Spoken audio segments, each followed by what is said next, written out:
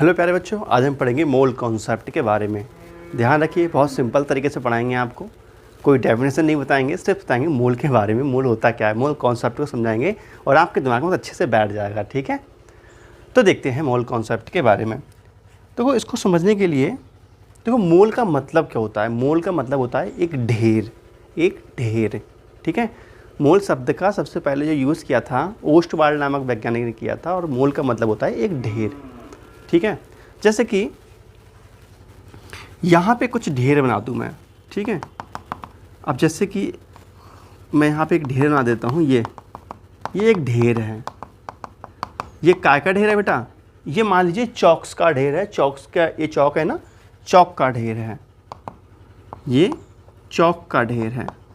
कितने मूल है बेटा? एक मूल चौक रखी है, एक मूल चौक का ढेर लगा हुआ है। ठीक है, तो एक मोल का मतलब है यहाँ पर एक ढेर। मोल का मतलब क्या है बेटा? मोल का मतलब है एक ढेर चौक का रखा हुआ है, एक ढेर चौक रखा हुआ है। ठीक है, समझ में आ गया? तो एक ढेर चौक में मतलब मोल एक फिक्स क्वांटिटी में उन्होंने कह दी। उन्होंने कहा जहाँ एक मोल पदार्थ लिखा होगा, तो उसका मतलब ये है उस पदार्थ में वो पदार्थ जिन कणों से मिलकर बना हो उसकी संख्या फिक्स होगी। या ऐसे समझ सकते हो, जैसे चौक का ढेर है तो एक मोल में कितने चौक होंगे बेटा? एक मोल में 6.022 गुणे 10 की घात 23 चौक होंगे। कहानी समझ में आ रही है? एक ढेर चौक में कितने चौक होंगे? इतने चौकों की संख्या होगी, ऐसा बताया गया है मूल कॉन्सेप्ट में। ठीक है, अगर मान लीजिए यहाँ पे कहा जाए कि एक ढेर है ये, ठीक है, और एक ढेर का मतलब क्या है? एक मूल मान लीजिए यहाँ पे लिखा हुआ है, एक मूल लिखा हुआ है, एक मूल परमाणु लिखा है। किसी भी चीज़ का परमाणु हो सकता है। एक मूल परमाणु लिखे हैं बेटा, किसी भी चीज़ के हैं, ये एक मूल परमाणु लिखे हुए हैं। ठीक है, तो इसका मतलब ये हुआ कि यहाँ जो परमाणुओं की संख्या है, ठीक है, यहाँ पे जो परमाणुओं की संख्या है, परमाणुओं की जो संख्या है वो कितनी है? वो है यहाँ पर 6.022 गुणे 10 की घात 23 परमाणु। कुछ समझ पा रहे हैं मूल के बारे में? मूल का मतलब ये हुआ एक ढेर परमाणुओं का हो सकता है, एक ढेर अणुओं का हो सकता है, एक ढेर यौगिकों का हो सकता है, एक ढेर अमरूदों का हो सकता है। किसी भी चीज़ का अगर एक ढेर है अर्थात एक मोल है तो उसमें इतने परमाणु होंगे। ठीक है, तो एक मोल परमाणुओं की संख्या को भी रिप्रेजेंट करता है। ठीक है, तो मैं यहाँ पे लिख देता हूँ और थोड़ा सा।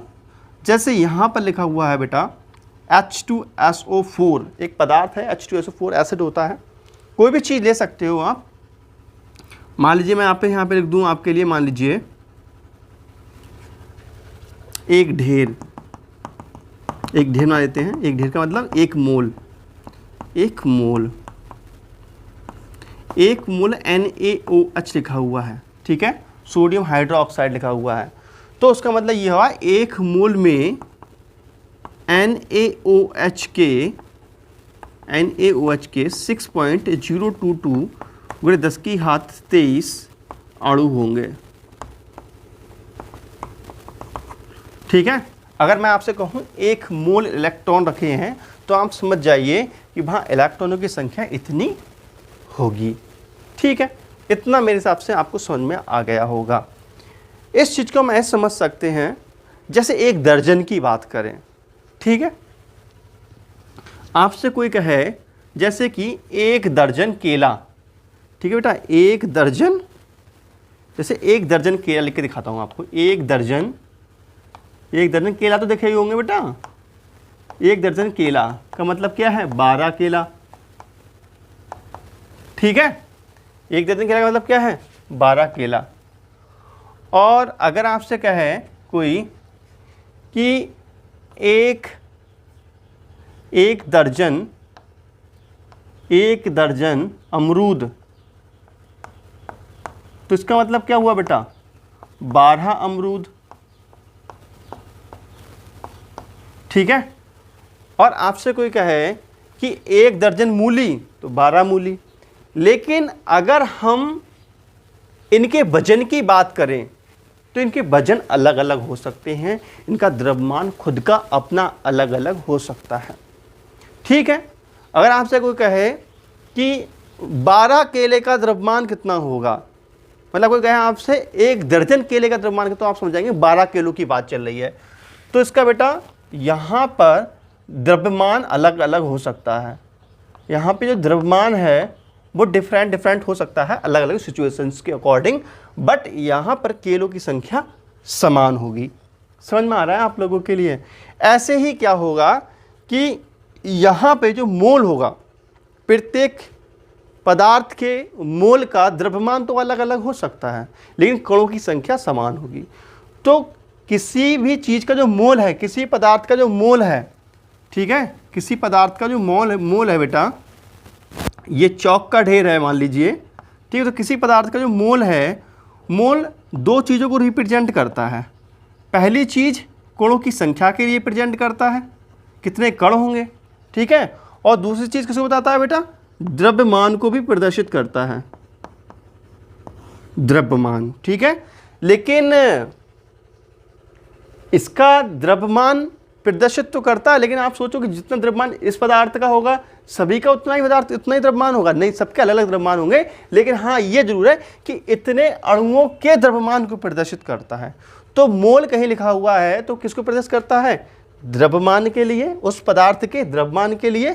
कितने अणुओं के द्रव्यमान? इतने कणों के द्रव्यमान को प्रदर्शित करता है, या इतने चौक के द्रव्यमान को प्रदर्शित करता है। समझ में आ रहा है बेटा आप लोगों के लिए? ठीक है, इतना चाहो तो आप नोट कर सकते हो, ठीक है। मैं और समझाता हूँ साफ साफ करके आपको, जरा समझ में आया बेटा? तो सुनो और सुनो जरा, देखो कहीं लिखा है 1 मोल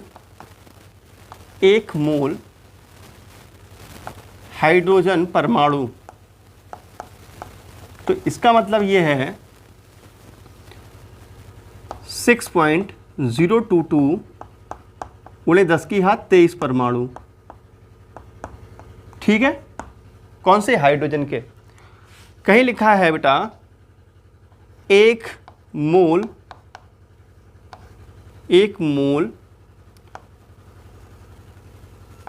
हाइड्रोजन अणु, हाइड्रोजन के अणु, ठीक है, H2 अणु। तो इसका मतलब ये है बेटा 6.022 × 10⁻23 अणु, ठीक है। समझ में आ रहा है?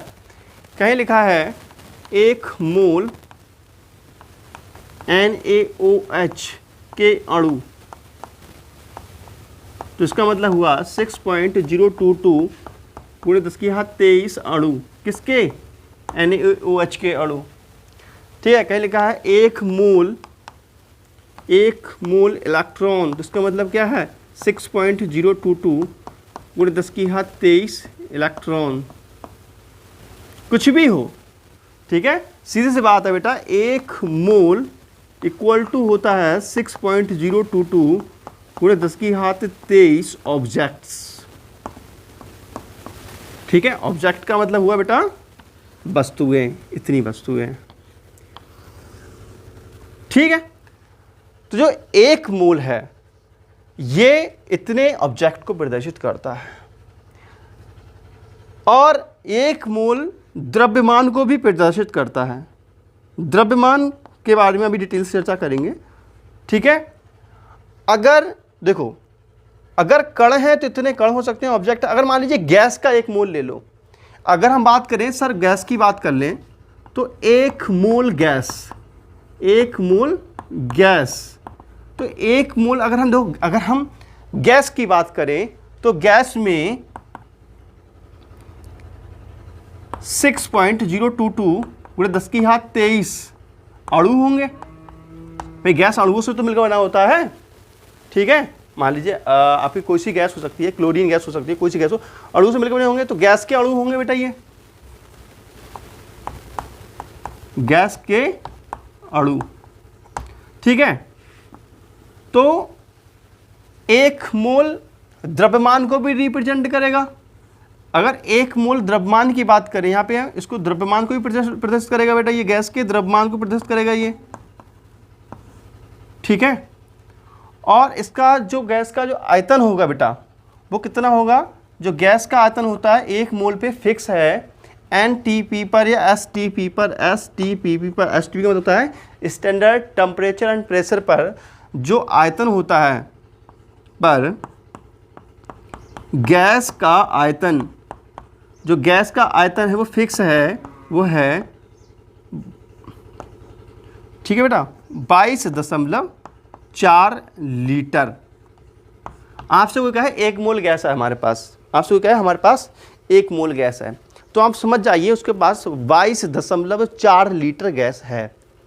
कोई कहे हमारे पास भैया एक मोल गैस का सिलेंडर, एक सिलेंडर है जिसमें 1 मोल गैस भरी हुई है, तो 1 मोल गैस का मतलब हुआ कि उसके पास जो गैस है वो है 22.4 लीटर, और उसमें जो कणों की संख्या है, गैस के कणों की संख्या या गैस के अणुओं की जो संख्या है वो है 6.022 × 10⁻23 अणु, ठीक है बेटा। और यही गैस का द्रव्यमान को भी रिप्रेजेंट करती है ये चीज़। तो मेरे हिसाब से मोल की चीज़ आपको समझ में आ गई होगी। लेकिन जो गैस का द्रव्यमान कहें, किसी चीज़ का द्रव्यमान होगा, अगर हम मोल का द्रव्यमान निकाल लेंगे, 1 मोल का द्रव्यमान अगर हम निकाल रहे हैं तो वो हमेशा ग्राम में होगा, ध्यान रखेंगे। जब भी द्रव्यमान मोल का निकालेंगे तो काय में होगा, वो ग्राम में होगा। तो 1 मोल किसे रिप्रेजेंट करता है, द्रव्यमान को, ग्राम में द्रव्यमान को, कणों की संख्या को। अगर गैस है तो आयतन को भी रिप्रेजेंट करता है 1 मोल। समझ में आ रहा है, ठीक है बेटा। अगर गैस है तो 1 मोल 3 चीज़ों को रिप्रेजेंट करेगा, किस किस को, गैस के द्रव्यमान को भी प्रदर्शित करेगा, उसके आयतन को भी प्रदर्शित करता है 1 मोल, और उसमें कणों की संख्या को भी बता देता है, ठीक है। इतना नोट करो आप। समझ में आ रहा है बेटा मोल क्या है, ठीक है। क्वेश्चन भी कराएंगे इसके आपको। और देखो बेटा, जैसे कि जो तत्व होता है, ठीक है, देखो बेटा, जैसे कहीं लिखा हुआ है सोडियम परमाणु, सोडियम परमाणु लिखा हुआ है, एक प्रतीक लिखा हुआ है, तो ये जो प्रतीक है ना, ये क्या क्या चीज प्रदर्शित करता है। ये प्रतीक लिखा हुआ है सोडियम का, तो इसका मतलब हुआ कि, इसका मतलब क्या हुआ बेटा, इसका मतलब हुआ 1 मोल, दो एक प्रतीक किन चीज़ों को प्रेजेंट करता है, मैंने प्रतीक वाला लेक्चर में पढ़ाया था प्रतीक।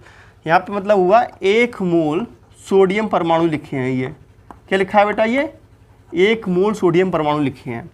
और 1 मोल सोडियम परमाणु में कितने परमाणु होते हैं बेटा, होते हैं 6.022 × 10⁻23 परमाणु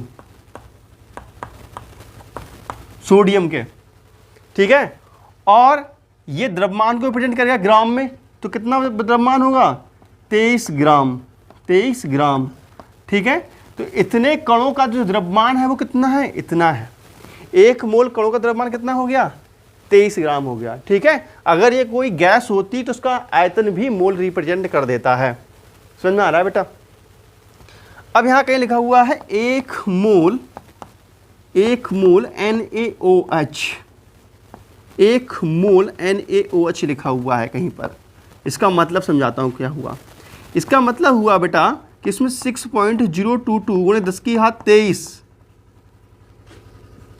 NaOH के अणु हैं, ठीक है। और NaOH का द्रव्यमान को रिप्रेजेंट करता है, मतलब इसका जो द्रव्यमान है वो कैसा होगा, ग्राम में होगा। तो कितना होगा इसका द्रव्यमान बेटा, ग्राम में देखो, इसका जो मोलर द्रव्यमान कितना होगा, 23, सोडियम का 23 होता है, प्लस ऑक्सीजन का 16 होता है, प्लस 1, ठीक है। तो ये कितना हो गया टोटल, ये हो गया बेटा 4, 6, 10, 40 आ गया शायद, है ना। देखो ये हो गया 9, 1, 10, हाथ से लगा इकलौता 6, ठीक है। बताओ यहाँ पे 2 और 1 3 और 1 हासिल वाला 4, तो 40 ग्राम। तो इसका जो द्रव्यमान होगा ग्राम में, इसको भी मोल ही रिप्रेजेंट करता है। तो मेरे हिसाब से मोल कॉन्सेप्ट आपको बिल्कुल क्लियर हो गया होगा, ठीक है। तो जैसे कोई कहे एक मोल में कितने NaOH, मतलब इस तरीके से क्वेश्चन आएंगे। मैं अभी आपके लिए क्वेश्चन भी एक आध करा देता हूं इसका, समझ में आ गया बेटा। अगर यहाँ लिखा हुआ है यहाँ पे 23 ग्राम NaOH, ठीक है, 23 ग्राम NaOH लिखा हुआ है कहीं पर, तो इसका मतलब क्या हुआ बेटा, 23 ग्राम NaOH है, तो इसमें परमाणु की संख्या क्या होगी, वो सारी चीज़ हम आपको बताएंगे लिखा हुआ के बारे में, ठीक है। तो ये चीज़ समझ में आ रहा है आप लोगों के लिए बेटा। तो जो मोल है वो किस किस चीज़ को बता रहा है, द्रव्यमान को ग्राम में, और उस पदार्थ के अणुओं, परमाणुओं, आयनों या इलेक्ट्रॉनों या न्यूट्रॉनों की संख्या को बताता है एक मोल, ठीक है ना। जैसे कि आपसे चलो क्वेश्चन की बात कर लें, एक आध क्वेश्चन की बात कर लें। जैसे कहीं लिखा हुआ है, मान लीजिए लिखा हुआ है बेटा मान लीजिए कहीं लिखा हुआ है 46 ग्राम सोडियम परमाणु में मोलों की संख्या बताओ, मोलों की संख्या बताओ, ठीक है। लेकिन आप कहेंगे सर जी मोल की संख्या बता दें इतनी जल्दी, हाँ तो बहुत सरल है। देखो बेटा कैसे मोलों की संख्या बताएंगे, तो यहाँ पे मैंने बताया तत्व जो होता है वो मोलों की संख्या को रिप्रेजेंट करता है, ठीक है। तो यहाँ पर जो तत्व लिखा हुआ देखो बेटा, ये तत्व है, इतना तत्व है, तो किसको रिप्रेजेंट करता है, एक मोल संख्या को रिप्रेजेंट करता है, एक मोल संख्या को। और एक मोल में कितने होते हैं बेटा, 6.022, ठीक है। नहीं, वहाँ संख्या से हमें संबंध नहीं करना है स्थापित, हमें यहाँ पे भार दे रखा है ना, भार से संबंध स्थापित करना है। तो एक मोल सोडियम का द्रव्यमान कितना होगा बेटा, 23 ग्राम। समझ में आ रहा है। मोल किन किन चीज़ों को बताएगा, मोल बताता है, एक मोल किसको बताता है बेटा, द्रव्यमान को और कणों की संख्या को। फिलहाल कणों की संख्या का यहाँ कोई मतलब नहीं है तो हम यूज नहीं करेंगे, हमने यहाँ द्रव्यमान बता दिया 23 ग्राम, ठीक है। तो यहाँ पर एक मोल बराबर कितना हो गया बेटा, 23 ग्राम। एक मोल में कितने सोडियम होते हैं, 23 ग्राम होते हैं। या हम कहें कि 23 ग्राम सोडियम में कितना होता है, एक मोल होता है। इतना समझ में आ रहा है आप लोगों के लिए बेटा, ठीक है। तो हमें 46 ग्राम में बताना है कितने मोल होंगे, तो बेटा 2 से मल्टीप्लाई कर दो तो कितना हो जाएगा, यहाँ पे हो जाएगा 46 ग्राम सोडियम में कितने मोल होंगे बेटा, यहाँ पे भी 2 से गुणा हो जाएगी तो हो जाएंगे 2 मोल। समझ में आ गया बेटा, मोलों की संख्या कैसे निकाल ली हमने, 2 मोल होंगे, ये आंसर हो गया। समझ में आ रहा है, ठीक है। तो अगर यहाँ से हम मोल के सूत्र की बात करें, सर मोल का सूत्र क्या हो जाएगा, तो देखो मोल के सूत्र की बात करें तो यहाँ पे तो मोलों की संख्या सूत्र निकालना चाहें तो क्या आ जाएगा, मोलों की संख्या। तो मोलों की संख्या बराबर, मोलों की संख्या कैसे निकाली हमने, मोलों की संख्या निकाली कैसे हमने, तो मोलों की संख्या निकालने के लिए हमने क्या काम किया कि जो पदार्थ का भार था, ठीक है। देखो अगर इसको थोड़ा सा ना डिटेल से सॉल्व करोगे तो कैसे सॉल्व होगा, देखो बेटा मैं पहले इसको डिटेल सॉल्व कर दिखाता हूँ आप लोगों के लिए थोड़ा विस्तार से। ये क्या है पदार्थ का, ये द्रव्यमान है, ये क्या है बेटा, पदार्थ का द्रव्यमान। द्रव्यमान कह लो या मान लीजिए परमाणु भार कह लो, परमाणु भार, ये परमाणु भार लिखा है, ये परमाणु भार तो 23 ग्राम परमाणु भार है ये सोडियम का, इसमें है 1 मोल, ठीक है। तो हम कहें 1 ग्राम में कितने सोडियम होंगे, 1 ग्राम में बेटा 1 बटा 23 मोल, ठीक है। इसलिए हम कहें 46 ग्राम सोडियम में कितने होंगे बेटा? तो यहाँ पे हो जाएगा 46 से मल्टीप्लाई कर देंगे, 46/23 मोल, काट दो, कैंसिल आउट हो जाएगा, 2 आ जाएगा, 2 मोल आ गया। चाहे ऐसे कर लो, थोड़ा लॉन्ग हो जाएगा। समझ में आ रहा है? तो इस तरीके से आप मोल सीख गए। चाहो तो फॉर्मूला देख सकते हो बेटा, सीधे मोल बराबर होता है मोलों की संख्या। मोलों की संख्या बराबर क्या होता है बेटा? भार बटे अणुभार, भार बटे अणुभार या परमाणु भार, जो भी चीज़ दी हो बेटा, परमाणु भार। ठीक है, तो इस सूत्र से निकालना चाहें तो कैसे निकाल सकते हैं? देखो बेटा, तो मोलों की संख्या, ठीक है, तो मोलों की संख्या, तो मोलों की संख्या को हम n से रिप्रेजेंट करते हैं। मोलों की संख्या n, मोलों की संख्या n इक्वल टू भार, भार पदार्थ का जो भार दे रखा होगा बटे अणु भार अथवा परमाणु भार। ठीक है, तो n इक्वल टू अणु भार के रखा है, भार 46 दे रखा है बेटा, 46, और इसका परमाणु भार कितना होता है बेटा? 23 होता है, काट दो तो कितना आ जाएगा? 2, तो n इक्वल टू 2 आ गया। तो ऐसे भी आप सॉल्व कर सकते हो सूत्र की हेल्प से भी। तो सूत्र भी मैंने आपको बता दिया, सॉल्व करके वैसे भी बता दिया सिंपल तरीके से। ठीक है, नोट करो इतना। तो ये तो मोल कॉन्सेप्ट के बारे में आप समझ चुके काफ़ी चीज़ें, और थोड़ी सी जानकारी ले लो। जैसे कि कोई हमसे कहे कि भैया मोल कॉन्सेप्ट के बारे में थोड़ा बता तो दो यार, परिभाषा तो दो, मोल कहते किसे हैं? समझ तो गए, पर परिभाषा क्या है? तो परिभाषा भी देखेंगे चलो अपन लोग। तो सबसे पहले बात करते हैं कि मोल शब्द का यूज किसने किया था। ठीक है, तो अब थोड़ा सा हम आपको लिखवाएंगे भी। तो बेटा देखो, तो मोल शब्द का यूज, मोल शब्द का यूज सबसे पहले किसने किया था बेटा? सबसे पहले ओस्टवाल्ड ने किया था। ओस्टवाल्ड, ठीक है, ओस्टवाल्ड ने किया था। ठीक है, मोल एक लैटिन भाषा का शब्द होता है जिसका मतलब होता है ढेर। ठीक है, मोल एक लैटिन भाषा का शब्द है, एक लैटिन भाषा का शब्द है बेटा, जिसका अर्थ होता है, जिसका अर्थ है ढेर, किसी भी चीज का ढेर हो सकता है बेटा। ठीक है,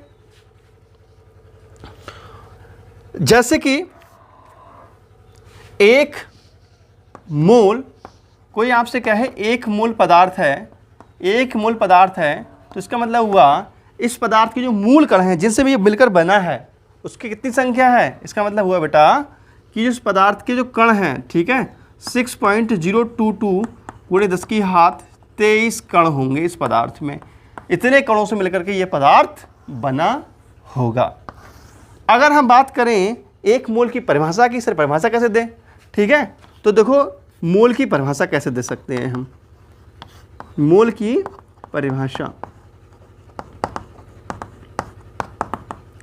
मोल की परिभाषा की बात करें, ठीक है, तो किसी पदार्थ की वह मात्रा, देखो पदार्थ की मात्रा, किसी पदार्थ की वह मात्रा जिसमें उसके अवयवी कणों की संख्या इतनी हो, एक मोल कहलाती है। ठीक है बेटा, किसी पदार्थ की वह मात्रा, किसी पदार्थ की वह मात्रा, किसी पदार्थ की वह मात्रा जिसमें उसके अवयवी कण, अवयवी कण का मतलब जिससे वो बना है। ठीक है, किसी पदार्थ की वह मात्रा जिसमें उसके अवयवी कण, अवयवी कण या मूल कण, ठीक है, जिसमें उसके अवयवी कणों की संख्या, अवयवी कणों की संख्या 6.022 × 10⁻23 होती है, एक मोल कहलाती है। ठीक है, एक मोल कहते हैं।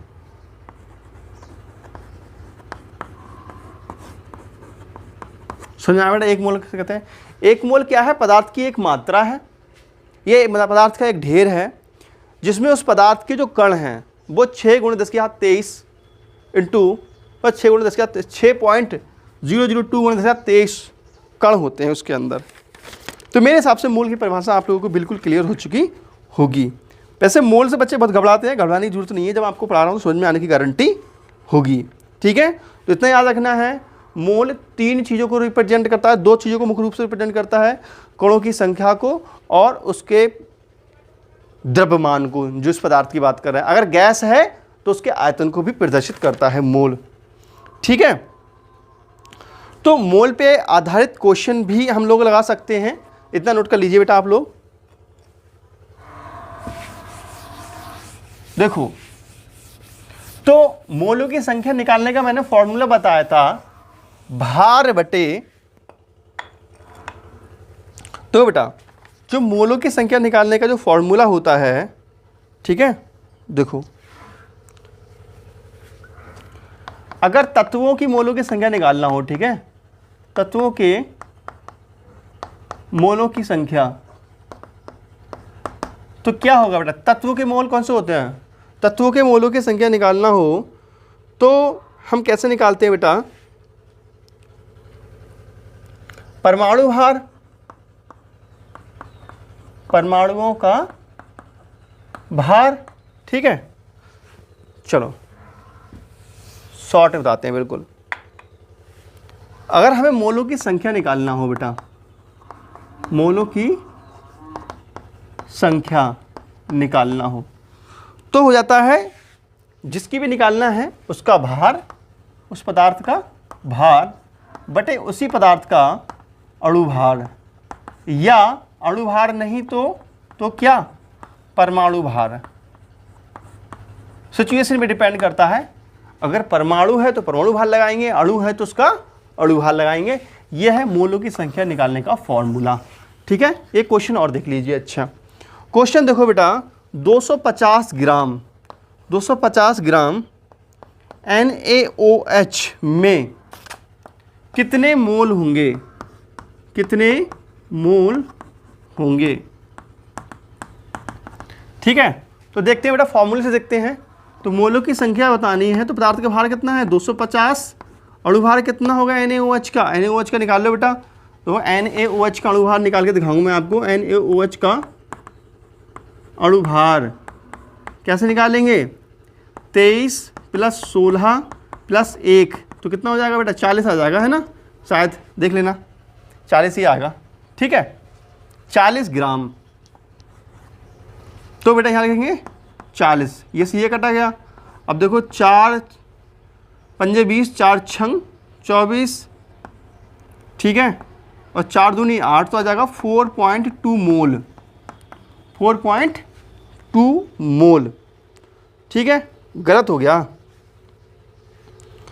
गलत हो गया। ठीक है बेटा, 4 छंग 24 होता है, गलत काट दिया 4 छंग 24। ठीक है, तो यह आ जाएगा 6.2 मोल। ठीक है, तो ये आपके लिए सूत्र से मैंने बता दिया, चाहो तो आप बिना सूत्र के भी इस चीज़ को निकाल सकते हो। ठीक है, सेकंड मेथड देखो, सेकंड मेथड से कैसे निकालेंगे इसको बिना सूत्र के। देखो बेटा,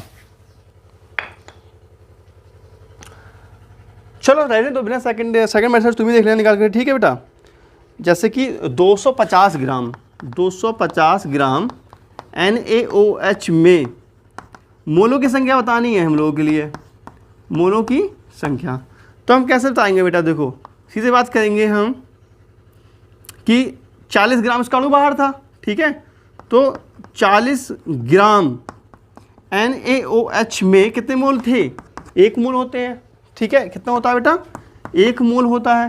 ठीक है, इसलिए 1 ग्राम NaOH में देखें, 1 ग्राम NaOH में तो कितना हो जाएगा बेटा, 1/40 मोल हो जाएगा।